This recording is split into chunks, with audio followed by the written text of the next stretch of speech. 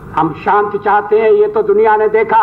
अब दुनिया ये देखेगी कि हम शांति की रक्षा के लिए और अपनी शक्ति का भी प्रदर्शन कर सकते हैं। अधरों की प्यास बुझाई है मैंने पीकर वह आग, प्रखर हो जाती दुनिया भस्मसात, जिसको पल भर में ही छूकर भय से व्याकुल फिर दुनिया ने प्रारंभ किया मेरा पूजन। मैं नर नारायण नीलकंठ बन गया, न इसमें कुछ संशय, हिंदू तन मन हिंदू जीवन रग रग हिंदू। सत्ता का खेल तो चलेगा, सरकारें आएंगी जाएंगी, पार्टियां बनेगी बिगड़ेंगी, मगर ये देश रहना चाहिए, इस देश का लोकतंत्र अमर रहना चाहिए।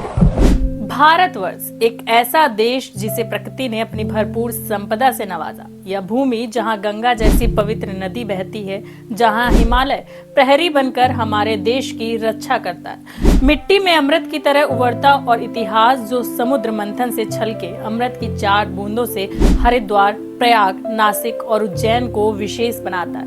लेकिन इन उपहारों में एक उपहार सबसे महान है, भारत के पास अटल बिहारी वाजपेयी जैसे व्यक्तित्व का होना। अटल बिहारी वाजपेयी के व्यक्तित्व को भूतकाल में बांधना उनका अपमान है। वह हमेशा रहेंगे जब तक सूर्य उदय अस्त होता रहेगा। अटल जी ने गर्व के साथ कहा था, मुझे 2 चीजों पर हमेशा गर्व है, भारत भूमि में जन्म लेने पर और हिंदू होने पर।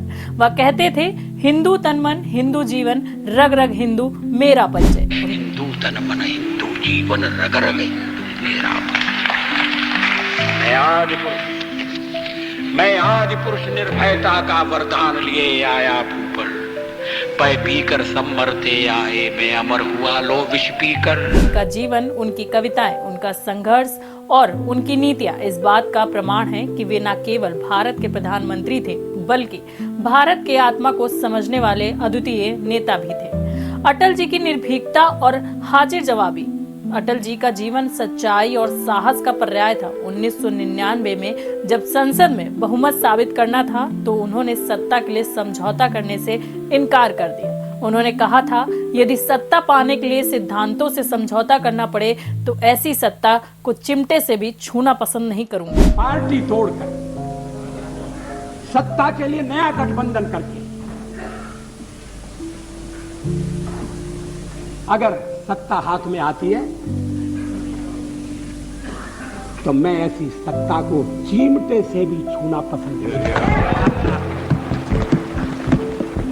उनकी हाजिर जवाबी का एक किस्सा यादगार आता है, जब पाकिस्तान की एक महिला पत्रकार ने कहा, मैं आपसे शादी करने के लिए तैयार हूँ, लेकिन मुझे मुंह दिखाई में कश्मीर चाहिए। तो अटल जी मुस्कुराते हुए बोले, मैं भी शादी के लिए तैयार हूँ, लेकिन मुझे दहेज में पूरा पाकिस्तान चाहिए। जनाब, आप कुंवारे हैं, हम आपसे शादी करने के लिए तैयार हैं, लेकिन हमें मुंह दिखाई में कश्मीर चाहिए। मैं भी आपसे शादी करने को तैयार हूँ, लेकिन मुझे दहेज में पूरा पाकिस्तान चाहिए। अटल जी का प्रेम एक अधूरी कहानी सा था। अटल जी की निजी जिंदगी भी उनके कवि हृदय की झलक देती है। ग्वालियर के कॉलेज में पढ़ाई के दौरान वे राजकुमारी कौल से प्रेम करते थे। उन्होंने अपने दिल की बात एक पत्र में लिखकर राजकुमारी तक पहुंचाई, लेकिन नियति को कुछ और ही मंजूर था। वह पत्र जो राजकुमारी का उत्तर लेकर आता कभी अटल जी तक नहीं पहुंचा। यह प्रेम अधूरा रह गया, लेकिन अटल जी ने इसे कभी अपने कर्तव्य के आड़े नहीं आने दिया।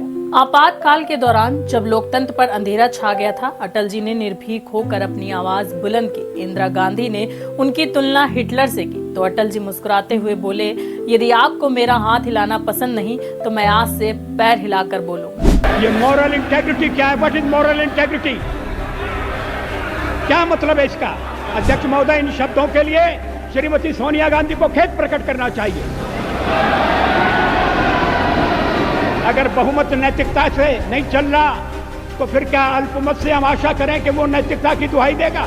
आज नियत पर शक किया जा रहा है और इसलिए मुझे पीड़ा होती है। अब मैं लहजा तो इस उम्र में बदल नहीं सकता। जवाहरलाल नेहरू ने मेरा ये लहजा स्वीकार किया था। ये मेरे व्यक्तित्व पर लांछन है और मैं इसे बर्दाश्त नहीं कर सकता। एक जीता जागता राष्ट्र पुरुष अटल जी भारत को केवल एक भूगोल नहीं बल्कि एक जीवंत राष्ट्र पुरुष मानते थे। उन्होंने कहा था, भारत जमीन का टुकड़ा नहीं है, यह एक जीता जागता राष्ट्र पुरुष है। इसका हर कंकड़ संकर है, इसका हर बिंदु गंगा जल। इसी सदन में शायद आज सोनिया जी नहीं है, उनको नहीं बोल सकती। अटल बिहारी वाजपेयी जी ने शायद ये कहा था कि भारत कोई भूमि का टुकड़ा नहीं है, एक जीता जागता राष्ट्र पुरुष है। अटल जी ने कहा था कि ये वंदन की धरती है, अभिनंदन की धरती है, ये अर्पण की भूमि है, ये तर्पण की भूमि है। इसकी नदी नदी हमारे लिए गंगा है, इसका कंकड़ कंकड़ हमारे लिए शंकर है। हम जिएंगे तो इस भारत के लिए और मरेंगे तो इस भारत के लिए, और मरने के बाद भी गंगा जल में बहती हुई हमारी अस्थियों को कोई कान लगाकर सुनेगा तो एक ही आवाज आएगी, भारत माता की जय। अटल जी के विचारों और कविताओं ने भारतवासियों को प्रेरित किया। उनका हर कदम राष्ट्र धर्म के प्रति समर्पित था। अटल बिहारी वाजपेयी का जीवन एक प्रेरणा है। उनकी यादें और उनकी शिक्षा हमें सिखाती हैं कि कैसे एक आदर्श नागरिक और नेता बनना चाहिए। आज जब हम अटल जी को स्मरण करते हैं तो उनका यह संदेश हमारे कानों में गूंजता है। आइए अपने मतभेद भुलाकर एकजुट होकर भारत को आगे बढ़ाएं।